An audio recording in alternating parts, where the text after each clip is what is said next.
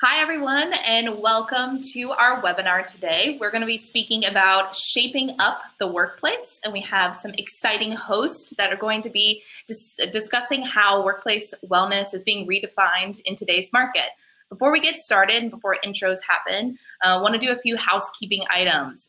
If you've never done Crowdcast before, you'll probably see that on the right side there is a chat section. This is open for questions that will be answered at the end of the webinar, but also if there's any challenges throughout the webinar, please let us know. We'll also be putting in a few links throughout the webinar and at the end of the webinar for downloadable ebooks and any additional materials that you're asking for. And then the last part is at the bottom, you'll see 3 poll questions you'll be prompted to fill out throughout the webinar. So without further ado, I'd like to welcome Fitspot's COO and co-founder, Sammy Courtright. Hi, everyone. Thanks for joining us today. Thanks, Hillary, for the intro. I'm Sammy. I'm the co-founder and COO of Fitspot. We activate communities through wellness experiences. And those experiences can be anything from group workouts like yoga, meditation, kickboxing classes. They can also be stress relief programs like chair massage, meditation, and wellness experiences such as healthy happy hours or trail mix stations. We bring all of these wellness services on site, and I'm really excited today to be chatting with Patrick from Transcend. Hi, Patrick. Hey, Sammy. How are you? I'm doing wonderful. Thank you for having me. Thanks for being here. We are intimately tucked in this conference room corner doing our webinar. Yes, we are. So before we jump into it, tell me a little bit more about you and about what Transcend does. Yeah, so Transcend is a commercial real estate brokerage firm, but we're changing the game for what brokerage firms do. Our core focus is really on culture, how to help define how office space is affecting a company's culture in a positive, negative, or neutral way. And then from there, going and helping our clients design space to really enhance the culture, to help it grow, to help be more productive. And typically, brokerage just kind of go and find office space. We really want to dive into the why, and the why of every company is their culture. Okay, so if I were a client of yours and Fitspot HQ was interested in either redoing our office space or looking for new office space, we would engage in dialogue about, hey, so what does this culture look like for you guys, and what's important when it comes to sourcing an office space? Is that right? Yeah. So the first step we do is what we call a culture study. Okay. And so it's a deep dive, and what we're really trying to do is just pull data out. We're data junkies. You can't make great decisions without great data. So we do that first, and it's basically a survey that goes around to all of Fitspot. We take the data from that, and we sit down with you and the CEO and any other executive team and talk. This is what your employees are saying. What do you think? What do you feel? And then from there, we actually help you design space, and that could be just redoing the space that you're in or going out and finding new office space. Okay. Well, I'm really glad that you're joining me today because today's topic is all about shaping up the workplace. So as we start diving into this, I think we can both, there's both of us, wonderful headshots. So there's a big change happening in the workplace. And as we were chatting about earlier, we really feel that this change is coming from the workforce that is entering the workplace. You agree? Yeah, I mean, millennials are coming. I mean, big M word. The big M word. I mean, it's almost like a bad word to talk about. But I'm barely a Gen X, but I'm kind of millennial. People mistake me for both, which is great. But I think what we're seeing is it's all about the individual. And if you think about it today, we have our individual phones, we have the apps we want, we have the workout programs we want, and the workforce is demanding that in the actual work environment as well. I've got a specific job I want to do, and I need my workplace to allow me to be productive for that function of my job. And we have some really interesting stats here about this dynamic change in the modern workforce. So 81% of millennials value workplace environment. So they value the office that they're in, the building that that's in. 75% of the workforce will be millennials by 2025. It's crazy. Yeah, it's crazy. it's hard to even, well, I'm a millennial myself, it makes sense, but when you read it, you're like, oh, well, that's approaching very soon. So I feel like companies have to get ahead of that. They should, yes. Yeah, because 2025, I mean, it's already July in 2018. Yeah, and it actually should be easier to design workspace around that, because, I mean, we've had clients, and we still do now, where they've got 4 generations of people in the actual space. Right. Silent generation, baby boomers, Gen X's, and millennials. Yeah. That's kind of hard. Yeah, and you have to cater to everyone's needs. That's right. Yeah. So that's a big ask. Yeah. And finally, a stat that I wanted to throw in there is that 87% of employees say that wellness programs positively impact company culture. So, Patrick, the reason why I threw that stat in there is that if employees are demanding that from their companies, companies in turn start demanding that from the properties that they're working in. So it's about fulfilling everyone's needs. It's kind of like this reaction chain, right? Yeah. That comes from the individual up to the company, up to the building. And it should. I mean, it's back to where we are in society with the technology that we have. We have the ability to cater to individuals and still do it in a holistic way that makes everyone happy. Right. And that does feed up into the buildings themselves. Yeah.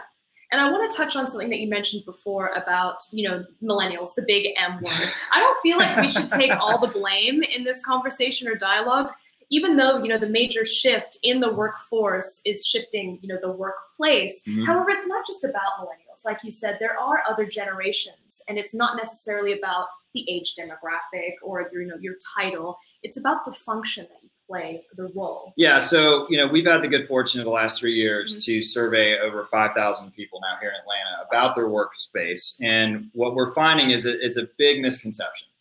Meaning millennials want this cool open environment, and that may be the case, but that's not necessarily just tied to them. And what we're seeing is that it's more about the actual work function, like you mentioned.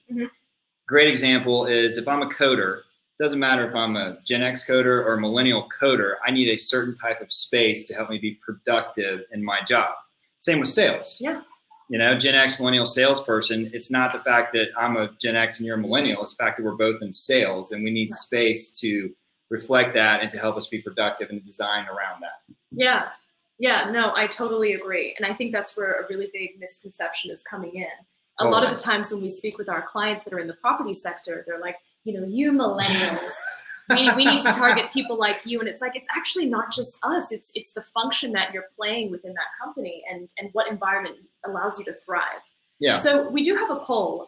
Speaking of polls, everyone that's participating, in the bottom right-hand side, as Hillary mentioned, our first poll question for you is, what do your tenants want at work? So even if you're in the property side or not, you can fill it out as an employee. Is it an active, vibrant atmosphere? Is it a collaborative workspace? Is it a quiet space for booths and private phone calls, a gym facility, space to store backpacks, briefcases, or is it wellness services? We really want your feedback on that, so start filling out the poll. And then Patrick and I will check in on these poll responses. Here we go, good. They're starting to come in. Perfect, and we'll check in with these as we continue through the webinar, so feel free to keep answering them. And we have 2 more polls coming your way as well. So let's talk about what office space has previously looked like, right? And I know this comes as, a bit of a joke for people, but, back 10 years ago even, there was a vibe. Sorry, my PowerPoint is skipping. We'll get you on the right place. So I say that looks good. You're like, that looks really that good. Looks awesome. Here we go. So typical office 10 years ago. Yeah. So Patrick, the first thing I see, I mentioned this earlier to you. When I look at this image, it just seems so segmented and gray and really gray. And no natural light. Yeah, we were joking around. It reminds us of the movie Office Space, or even the movie The Matrix, where you're working for the man, or in that case, you're working for the Matrix, and you don't have your own opinions and your own thoughts, and you can't do your own thing. And yes, where 10 years ago, maybe even 15 years ago, that worked, but it wasn't an environment that people were happy to be in. That's why you have a movie called Office Space, making fun of the office space that you're in. TPS reports and printers and fax machines, which I don't know if you remember, but we had a fax machine that never worked, and I wanted to beat it with a baseball. But this ties me back to that. Yeah. And my first work environment out of school was that. And funny enough, I sold paper, kind of like Dunder Mifflin, and I had a boss that was a lot like Michael Scott. Really? But I was in that environment, and it sucked. Yeah, it just doesn't seem that collaborative. No. But no, I mean, it was tied off to like, go do your job, go work for the man, and don't talk to anyone else, and that's it. Right. So let's take a look at what it looks like today. So this is a big difference. So the natural light coming in there, it looks like someone's living room. These offices today are so homey. And it really allows an environment for people to collaborate, get together. I see there's like a kitchen or a coffee machine in the back. Well, to me, it's about connection. It's about human connection. It's what we all crave. We all want to be a part of a bigger thing that's us, and this allows it to happen. You know, I talk here at Transcend a lot to be human, meaning like interact with our clients and our prospects and people around us as if they're our friends. Yeah. And you will get so much more collaboration, ideas start to flow from it.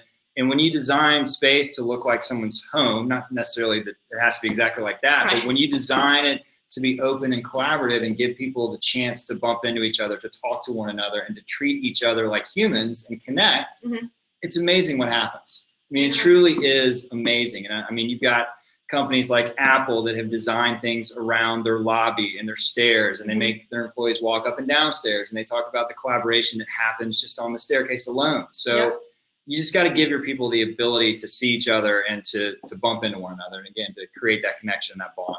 Yeah, I agree with you. And I think as great as these collaborative spaces are, there are times we have an open office. When you came into our office, there are times where I just don't feel like I can get work done. I feel actually unproductive. Yeah. And there's these pods that I saw in your office, and we want to pull this up here. There's quiet space for heads down. So why is this important? I know why it's important to me, because there's times where I just want to go into a room and get my work done for 2 hours without being bothered. But yeah, I mean, so here at Transcend, we moved into our office 3 years ago, and we made the common mistake too. We just have an open environment. Yeah. I mean, all 10 of us sit in a cube, or not a cube, but a bench. I'm sitting there with them, and we have a great time. But we found that there are times where you have to be alone, heads down, to get work done. We have 2 coders out there and then a bunch of salespeople. So the coders at times hate us. Yeah, because you're like always on the phone. Always on the phone. Yeah. Get off the phone. And so it allows them the ability to go in there and knock it out after they've done a great job of collaborating on what needs to happen with our platform. It then gives them the ability to go do stuff and to put heads down. For us salespeople, we have certain call blocks or prospecting blocks, again, where we're trying to be human and connect with people. You can't do that effectively when you've got 8 people doing it at the same time. Yeah, no, yeah. You just can't. I am right there with you. Yeah. I want to check in with our poll and see what everyone's feedback has been to the first poll. So if you haven't filled it out, go ahead. Okay, we're seeing an active and vibrant atmosphere. And quiet space, good. Everyone feels the same sentiments as I do. So an active and vibrant atmosphere. I'm really intrigued by the word active in this, because when we're in the wellness space, and anytime people mention the word active, they always immediately think of like being physically active, right? So those workout classes that you bring on site. While that's a great start, and I think that's wonderful, I think we're really talking about activating communities and activating a particular space to really touch on that culture that we were mentioning before. And you can do that, through the lobbies or your own space that you have, but you also can do it in the wellness program that you guys talk about. Again, it's about the community. Does the building offer the environment for you to come in and have a chance to not only collaborate and interact and connect with other tenants, but with your company as well? So it doesn't necessarily mean it has to be exercise. It can be just bumping into each other and when you're walking through the lobby. Yeah. Loud, I mean, I hate to say that, but loud noise, like you feel the energy when you walk in, and you obviously feel the energy when you're in a workout class or when you're doing that stuff together. And that's what people want. It helps you get the day done. Yeah, it sure does. Makes it go quicker. Yeah. So let's talk a little bit about how properties today can attract this workforce. So what amenities can people offer? Now, amenities is such a buzzword at the moment, and it's wonderful because we're definitely a wellness amenity. So I'm not complaining, but it's really exciting time in the amenities space, and we feel like there's a bit of an amenities war going on. If it's coffee shops, if it's wellness offerings, if it's the massages, there's a lot going on. So let's touch, we're going to use this opportunity to touch on a couple of amenities that we found to be really important when discussing with clients. So the first amenity is space to meet and mingle. And I know we just touched on this, but this image really kind of drives it home. Yeah, and so what I'm finding here in Atlanta especially is that owners are spending a lot of money renovating their lobbies, which is great. I mean, the lobbies need to be renovated. They're making them more modern, so you have this really cool, sleek feel when you walk in. However, in my opinion, most of these owners are missing the boat because they're not providing you spaces to, quote, meet and mingle, meaning it's just a pass-through. I am walking into my lobby from the parking deck or from the parking lot, and I am going to my space. And what a missed opportunity that is for owners to provide an atmosphere that's vibrant, as we mentioned earlier, but also a place for people to bump into each other. Whether that's I'm going to get a cup of coffee and Sammy and I are in the line together. We start talking, and next thing you know, oh, wait, our companies can help each other. And that spurs on more conversation and more people, and then it creates, again, a community based around that building. In that lobby. And so owners really need to step back, in my opinion, and think about it's no longer just a pass-through. I don't want this cool, you know, great artwork that no one looks at because they're just walking straight through, and I paid some artist $15,000 to do it when you could have just spent $15,000 and create a cool, you know, cafe type place and offer Keurig coffees for people to come in and just, you know, pop down, grab a cup of coffee and start talking to people. Sure. And, you know, we're big advocates of building out spaces, especially accessible wellness spaces. We do work with a lot of clients that actually don't have any gyms or wellness amenities, and we can come in there and run it in conference rooms as well as outdoor areas. However, as you can see from the image there, previously, gyms and buildings, I kid you not, look, and some still look like the image on the left. And the image on the right, obviously, is where it becomes a little bit more functional. But this beautiful and accessible space is what people are really after. And I think what's interesting is that here at Fitspot, we do facility design as well. So we work closely with our clients either in the redevelopment sector or, you know, as things are getting rebuilt. And we come in there and we can help do 3D renderings of what the space could look like. And then we implement it at the equipment. And it transforms a space. When you walk in there and you can see the 3D renderings and you're like, I got it. Then you build it out and it's this wonderful wellness. It becomes an experience. It really does. It's far more than just about, oh, I have to go in there and do 30 minutes of cardio or a meditation session, or I'm doing a lunch and learn. It becomes about how you feel when you're in that space. Yeah. And a lot of times owners use the gym as a check the box. Totally. I've got it. It's done. I've got it. I've done. And they give no thought to it after that. And most of the time, and it's okay, you know, and you and I talked about it earlier, a lot of times it's in the basement because I'm not going to be able to charge $50 a square foot for basement space, but I can build a gym, but then not think anything about it. But it is another missed opportunity. What kind of wellness program could I do with Fitspot in that gym that I really don't have to renovate, but I can trust them to come in and make it a vibrant atmosphere to where, again, people can connect and they have an experience, and then they start to tie that experience to that building. And if you want to take it a step further, if I'm tied to the building emotionally, when my renewal comes up for the lease, I'm likely to stay there. No, you are. I agree. And that's what a lot of the properties that we work with, that's the question that we get asked. You know, we're getting up to lease renewals. How does this look? What has impacted your decision to stay?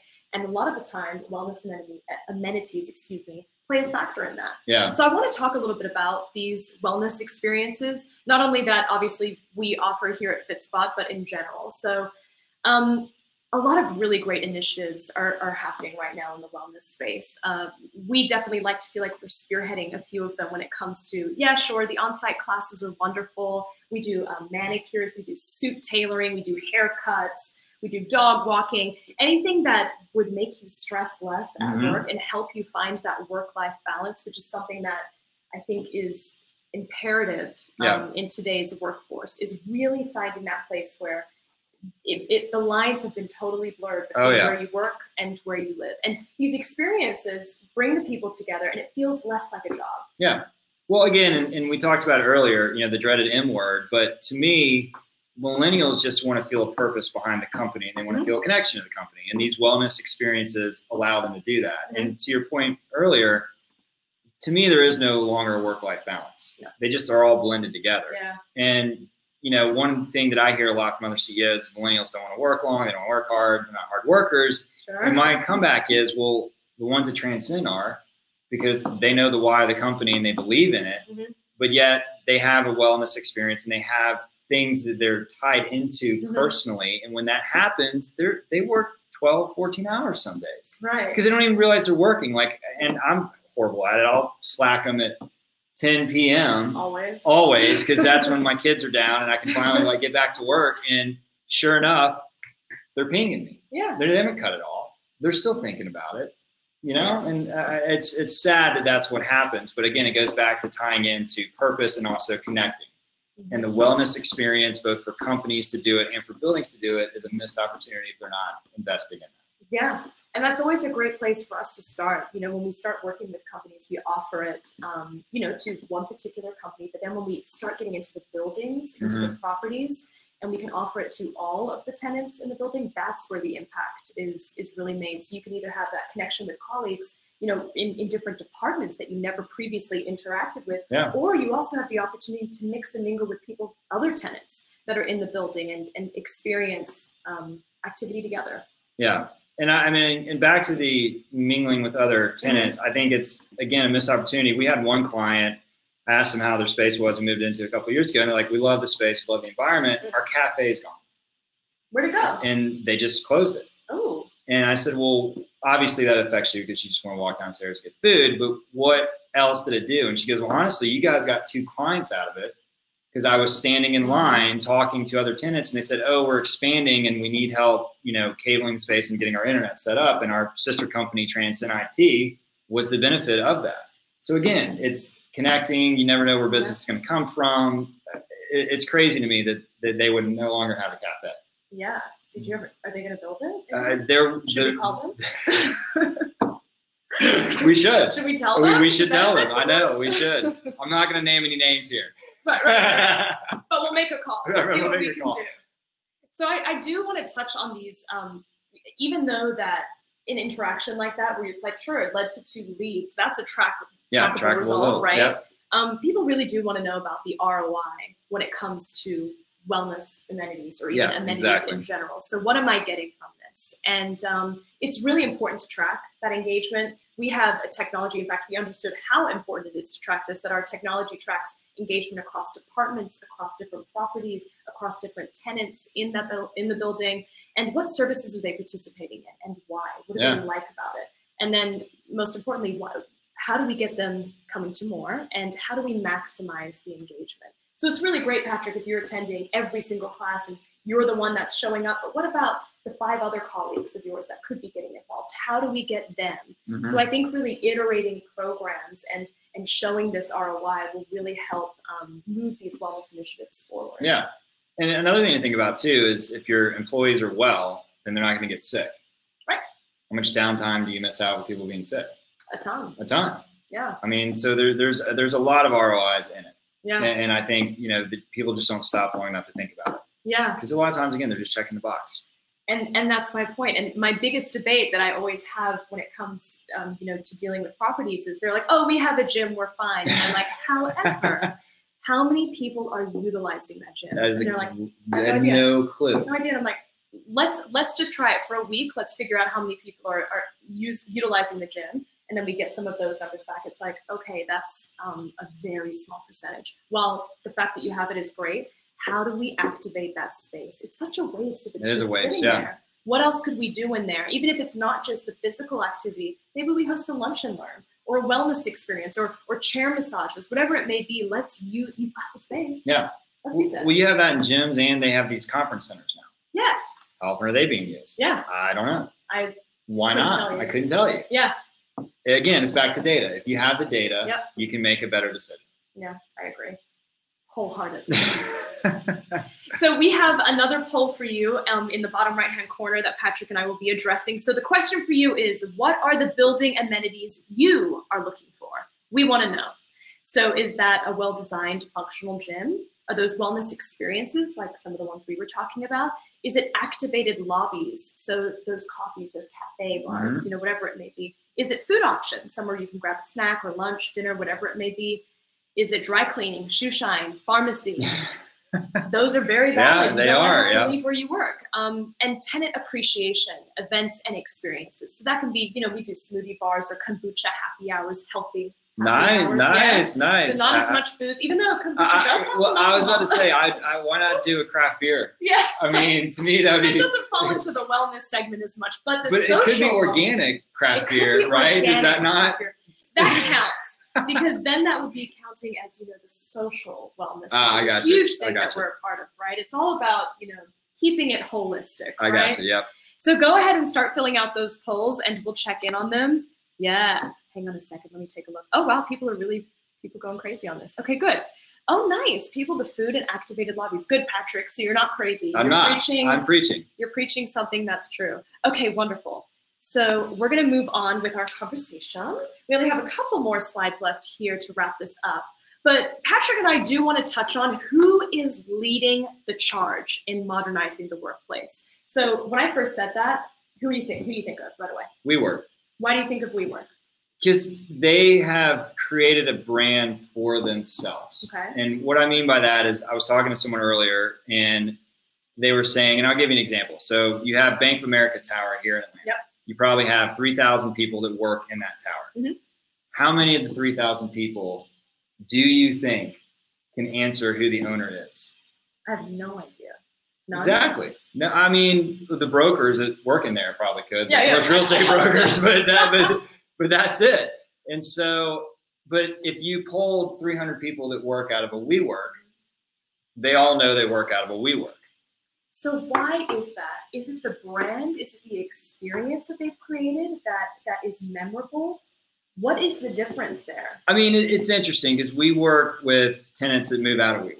Mm-hmm. That grown out of it, sure. and there is a mixed bag of people that like it and people that don't like it. But what I think WeWork did a great job of is allowing for the collaboration and the bumping into and creating environments that you can grab a cup of coffee together or grab beer together, and you do have that experience. And so for me, it goes back to being human. Mm-hmm. I want to connect, and WeWork has done a great job of designing space that allows people to connect. Now, sometimes they've done too good of a job because you could have 20 people in a company and they can't get anything done because they're collaborating. All the phone booths are taken up, they're in a fishbowl, sure. and I mean, all these other things. But again, more pros than cons. There are a lot of pros to it and there's some cons to it. And I think if a building owner is smart, they will look into that model of what they're doing and try to replicate it for the actual entire building. Because if you think about it, WeWork's a floor, 2 floors. Yeah. And that's it. But you still a lot of times have 25 other floors in that building and other tenants that are in there. So what are you doing to help them? Yeah. And at Fitspot, we work with WeWork. They're one of our clients. And when we talk about case studies and clients that we work with, other property groups ask, well, what is WeWork doing? How do we get ahead of that? Or how do we compete with that? And it's a really interesting conversation to have because it's a collaborative workspace. It's the modern workforce, and that's what they're attracting. And we hope that we can provide some insight to that. But a huge part of that has been offering some type of wellness amenity at some capacity, right? Yeah. Even WeWork started off small, and now that we work in multiple locations, it's grown to something really incredible. I also do want to talk about Convene. Yes. Convene is an amenities provider and someone that we've been working with as well. And they just raised a bit of money, $152 million. Yeah. And they're really transforming that amenity space as well. So whether it be the coffee bars or whether it be managing the conference rooms and meeting rooms, I think that there's this uprising in the need or the acknowledgement that this is what people want and what people need. If you don't have it, you're not going to be competitive. Yeah, it's the amenity as a service. Yep. Right, and Convene is a great example of that. And again, for me as an individual who owns a company and we have, 12 employees, right? 2 of them are remote all the time, and then 10 of us are in here a good bit. I want my own culture, so I want my own space, but I still want to be able to provide the things that WeWork does for my employees. So I have to rely on the buildings to do that. Yeah, you do. So again, it goes back to the amenities as a service. What are they doing to provide that service for me? And whether it's working with Convene to do that, which is a great idea, working with you guys to do that, whatever it is, there's a massive opportunity to do it. And frankly, and I do like WeWork a lot, but I don't want to pay $50 a square foot when I can pay $25 a square foot where we are. Sure. You know, and I get, you know, cost per head and all that other stuff. But again, at the end of the day, we work some amazing things, but I want to focus more on just connecting and being able to provide those services within a building, you know, that you guys can do. Yeah. I mean, why not? Why not? So we're going to touch on your poll responses really quickly. So this was poll number 2. We're scrolling down right now. So the number, well, we actually had a tie with activated lobbies and numerous food options. So Tenant appreciation. Put them in the lobbies. Put the food options into the activated lobbies. Win-win. And we have a win-win. We have a win-win. See, we're solving problems here on this webinar. That's what we want to do. So I wanted to take an opportunity quickly to highlight a couple of clients, and Patrick, I know we want to highlight one of your clients too, that we feel are really leading the charge in modernizing the workplace. So we work with the Borough, Tyson's in DC, and the Meridian Group. So we went in there and we did, to kick off their entire wellness initiative, we brought in smoothies. We had wellness shots that people were treating like shots, you know, like, hey, 1, 2, 3, let's do this. It's a beetroot, you know, cayenne pepper shot. And we had chair massages, manicures. We did a whole kickoff event to really let the tenants know that wellness was coming and that we had partnered together, and we're super excited to offer these services. So we run quite a few on-site classes a week there at different days and times. The number one feedback that we got was that we want to make sure that we cater to different tenants. So those that want to do the 7 a.m. workout can get it. The ones that want to do the lunchtime or after work, all of those options are available. But they're also really intrigued with the idea of tenant appreciation. Yeah. So letting them know that they appreciate the people that are with them. So we run monthly events with them that just get people together to mix and mingle. We've been preaching this entire time, and it's been incredibly beneficial. Some of the really exciting results that we get when we survey to get feedback is that people say like, oh, I've met someone that I never would have previously met. And now we're doing, you know, like a dinner, or I'm networking, and it's these engagements that we can create through these experiences that have really impacted the way that the Meridian Group is functioning. Yeah.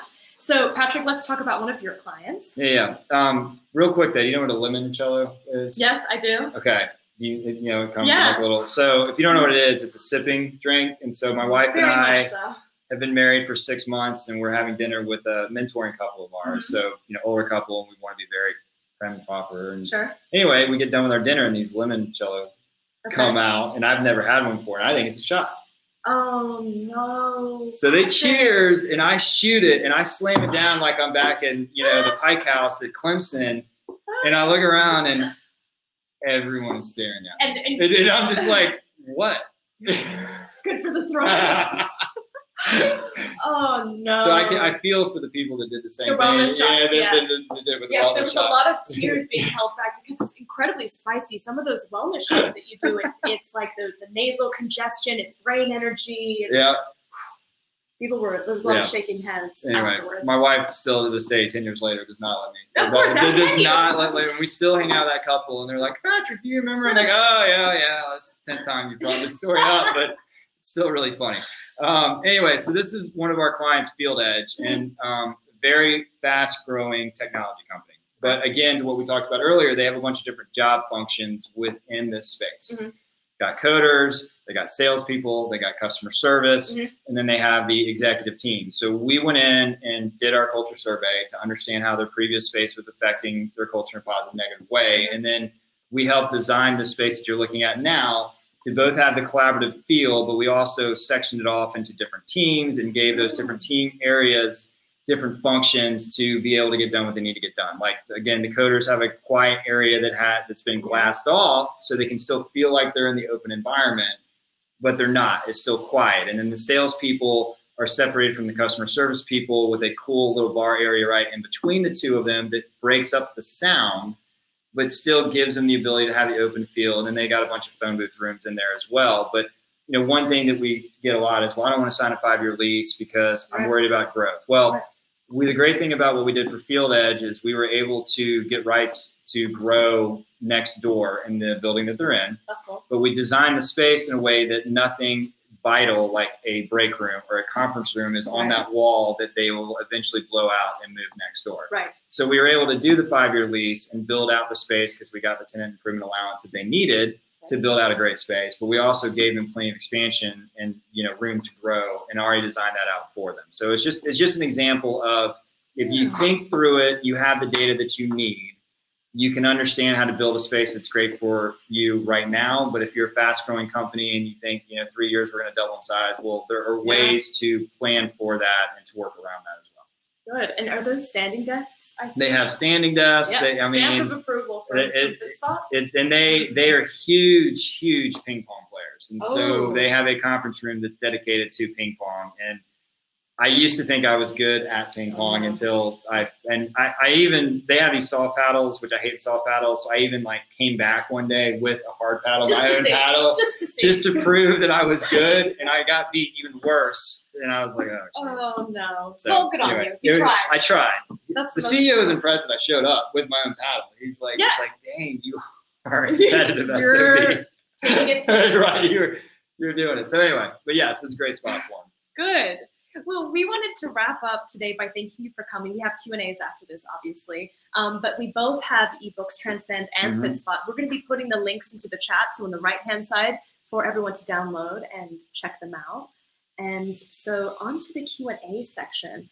We're also opening this live on social media and so Twitter accounts, our Twitter accounts. And so if you have any questions, feel free to post them in the chat section on the right-hand side. Alternatively, go to social. And we actually have 2 questions that have come in on Twitter. Oh, great. Oh, good. Thanks. And one of them is, what is step 1 in getting our property updated with upgraded amenities? Step 1. Woo! You take it from here. I would say step 1 is to collect the data and do a survey. Yep. To me, that's the easiest thing. And that way you can understand, again, how the building is affecting people in a positive, negative, or neutral way, and then help design it from there. So similar things when it comes to wellness initiatives, we always like to survey tenants. Yeah. What do you want? Do you even want a wellness program? If yes, what does it look like? And from that data, we customize a program just for them. Yeah. And it's the same goes with facility design. You have to make sure that you're putting in equipment that people are going to utilize. Sure, there's the standard ones, but what do people want from their space? So I think first step, survey. Survey, yeah, gotta do it. Gotta get the data. All right, and the next question that came in is, how can I convince my building owner to understand the importance of elevating amenities? So I feel like building owners know, but maybe they just don't know where to go or to what extent. Like I said, anytime we chat with someone that's like, oh, sorry, I'm not interested, we don't have a gym. I'm like, oh, wait a minute, sir. Let's have this conversation, because it doesn't matter if you have a gym or if you don't. There are things that you can do today that can impact and activate your community. Yeah. So what would you say if you wanted to talk to your property management group about, sprucing up the place? Move out. Really? Actually, that's probably a really good way to say, yeah, if you don't listen, I'm going to move out. But the reason would be the why. Yes, the why. Give them the reason. But no, yes, go talk to the property management. Go talk to the owner. Just have an open dialogue with them. Say, look, I see what other buildings are doing, or I see what other work environments are, and I'd like to do something similar. Listen, and I may get shot for saying this, but rents have shot up in Atlanta. Oh, yeah. So building owners are technically making more money, so they should have more money to put back into the buildings. Sure. Yeah, I agree with you. So yeah, sniper's going to shoot me. No, they're not. No, they're not. No, that's honest true. Dialogue. It's a very honest dialogue. I mean, I tell the story a lot to owners. Look at author blank and what he did with Falcons. Yep. Meaning he spent all this money on a new stadium, and then he charged all the ticket owners more to have season tickets. Right. So everyone's complaining that my season tickets, easy went from $100 to $200 or whatever it was. But then you get into the stadium, and now the burgers are less, the drinks are less, the concession prices are less. He offered better Wi-Fi in the stadium. So even though he's charging more money, he gave people more, amenities, back to the amenities as a service in the actual stadium, and something phenomenal happened. People stopped tailgating and actually went into the stadium 4 hours early because they could get a great burger and they could get a cheap beer and they could get a cheap Coke, and they wanted to hang out, and they started interacting with each other. So you can take that example and put it towards an office building. Look, Piedmont Center, our rents have gone from 24 to 28. And that's $4 a square foot, and that's, you know, quick math, like 20%. Yeah. That's whatever. So you can take that and put it back into the building. Yeah. And you should, and offer more things. And you know what? Maybe we'll work longer hours, and you know, you'll have a community base or a tenant base that doesn't want to ever leave there. Yeah, and you'll always renew that lease. Always renew that lease. That effort's going that way. Yeah. Yeah. I agree. Any other questions that we have? One more question around the top amenities tenants are looking for. Ooh, good question. Well, I'm biased there because we're in the wellness sector. However, when we do a general survey, we figure out amenities in general. What would you want? And wellness is not always at the first one listed. Coffee shops are huge. Yeah. People, you're right. It's more than just the coffee. Yeah. It's the opportunity to mix and mingle. Wellness is definitely up there. That's why, I mean, honestly, that's why we have a business today. What other amenities do you think are really important? Well, people talk about gyms all the time. Yeah. We want to have a gym for our workforce, but unfortunately, they don't get used. Right. Again, you're just checking the box. And then another interesting one that we run into is MARTA. Yes. You know, we recently had a client. Yeah, we recently had a client that basically said, we cannot leave this building because we're right next to MARTA. And I said, okay, great. And we did our culture survey. Well, you know what? 83% of their employees never used MARTA. What? In fact, only 6% of their employees use it every day. Okay. So my point to that is people want these amenities, but then they don't actually go forth and try to make them work. Right. And if they have your technology at Fitspot, then they can understand, okay, they are using this. Or if they're not, why not? And let's help get them engaged versus just blindly building it and field of dreamsing it, saying it will come. And that's what I think the beauty of the modern day is that trackable data. Yeah, it's there. You no longer are making these blind decisions. It's truly like X amount of people said they wanted Y, so we will deliver it and people will come. Yeah. Yeah. Any other questions that we have? Perfect. Okay, well, we have one more poll that we'd love for you to fill out. Oh, here we go. How often do you go back and track the data? A couple times a year, once a year? So, Deborah, good question in regards to data. When it comes to the wellness amenity data, it really depends on what the client or the property management group is interested in tracking. Typically with leases, tenant leases, those are 3 to 5 years. However, we have dedicated account managers that work directly with individuals, and those are monthly meetings. We encourage that engagement feedback happen monthly because then we're able to iterate and mix and match programs and make sure that we're really maximizing the engagement and participation. So it really depends. We opt for monthly, but I think it's a really great quarterly is wonderful. Yeah. It depends on what schedule you're on. I hope that helps answer the question, Deborah. If we don't have any more questions, sure, you're welcome. If we don't have any more questions, we're gonna wrap things up. In the chat, we will put the ebook links for you to download and learn a little bit more about what Fitspot does, what Transcend does. Patrick, it's been a pleasure. Yes, it's fun. Thank you. We should do a shot of limoncello at one point together. Embarrassing moment in my life. Yes, yes, cheers. Well, thank you everyone for joining us, and we look forward to seeing you on our next Be Well series. Have a wonderful rest of your Thursday, and keep your eye on the chat, and we'll be adding our ebooks. Thanks, everyone. Thank you.